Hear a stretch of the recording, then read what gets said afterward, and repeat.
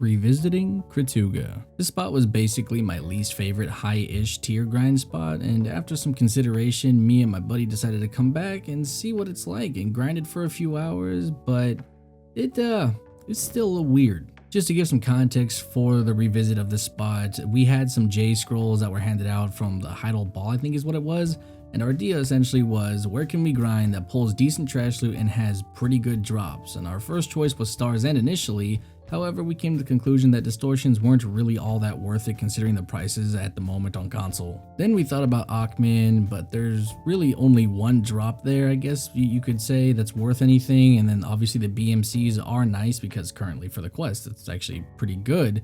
However, the Tungrad earring is like whatever. I mean, it's like 40-ish mil currently. And you'd get a bunch of scrolls, which are nice, but I feel like we had better chances going elsewhere for a bigger payout. So then I suggested, what about Kratuga for the massive L card drop that is worth over 300 million silver, not to mention the Tungrad drop and the Latent drop, along with like semi-decent trash loot worth 8k, which is equivalent to Manchum's. With that being said, after spending 3 hours in Kratuga with a J scroll and a loot scroll, I've come to the conclusion that 6k an hour is my average pull for my Berserker. I wish I still had some of my other grind characters like my Nova or my Guardian, but since I got the Black Star, I had to untag because I needed to sell the Zarka, and yeah, I'm stuck with the Berserker for right now, which isn't terrible. It's just I wish I could have pulled more trash with a higher trash character. That sounded really weird, not higher trash, but like higher trash pulling characters. There we go, that sounds better. I at least wanted to do a comparison at the very least between one character and another character, between the Berserker and maybe the Nova, just to see if there's any significant difference, because I do believe the Nova grinds way better than Zerker.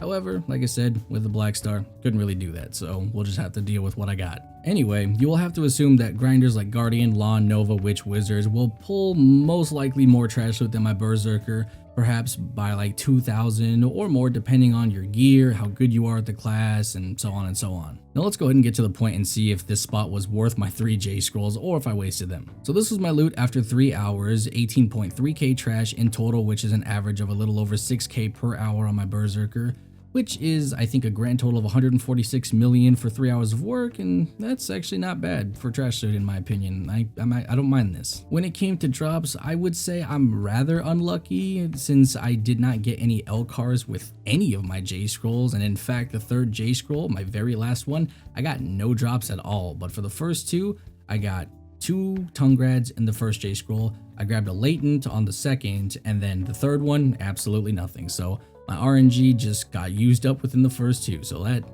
feels good. Big sad hours, but we did manage to pull, like I said, 2 Tungrads and a Latent neck piece, which brings our total income to about 296 million, factoring in the trash loot plus those 3 rare drops. Pretty good. Something also that's worth mentioning is I ended up snagging 40 plus armor stones and 60 plus weapon stones, which is great because both of those have gone completely extinct on the console marketplace due to the accessory quest for pen. So at least here I actually managed to pull somewhat reasonable stones.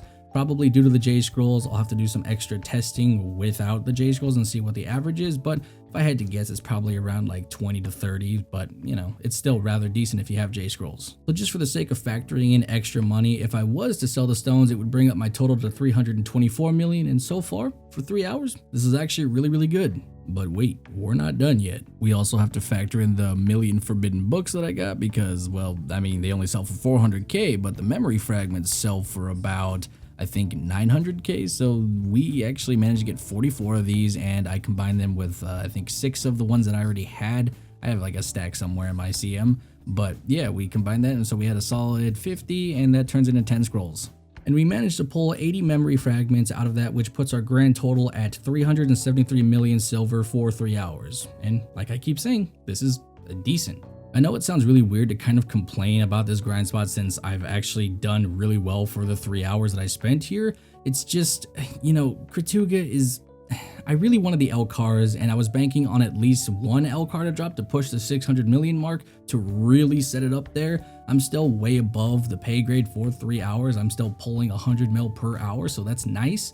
It's just, if I had gotten that L car, it would have felt a lot better. Nonetheless, this is still very acceptable and sort of changed my mind on Kratuga now that I have a better grasp of the grind spot. Since I only grind about maybe 2 hours a day at a spot, I feel like Kratuga is actually now kind of my new favorite spot. Since most of my money comes from other strategies and aspects within BDO, I actually don't mind taking a little bit of a gamble on Kratuga, just because if I'm making money from other means, then I can afford to mess around on Kratuga and just take a chance, and if I pull something, great. If I don't, it wasn't my main source of money anyway. However, if I was hard up for cash, I wouldn't consider Kratuga good, since the money per hour is basically only 50 million if you don't get any drops at all, and the inconsistency of drops would be more than enough to turn a player off that needs money faster. But for a player like me that makes more money outside of grinding, I can actually afford to take bets on Kratuga since it doesn't affect my overall money per day. So if I only walk away with 50 million an hour,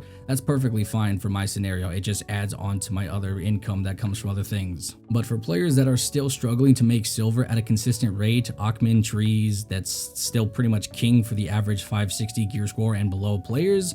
So just take that into consideration. Don't really bank on Kratuga unless you have other means to make money that still puts you at your, whatever your desired income per day is. I'd say currently the climate of console is more about consistency. It feels like players want more guaranteed money rather than just, taking a gamble, right? Gambling is kind of like the higher end players sort of ideal, whether they're enhancing or they're going ahead and going to grind spots that are heavy RNG like Kratuga. So lower level players probably shouldn't be taking bets like this, just because it could be wasting your time whenever you could be making more consistent money elsewhere. But if you do want to try it out, it could work out in your favor and you could make big bank one day, and one day you might just only make like 50-some million and walk away with basically nothing. So keep that in mind. But anyway, that's it for today's video. Hopefully you guys enjoyed it. I'll talk to you guys later. Bye-bye.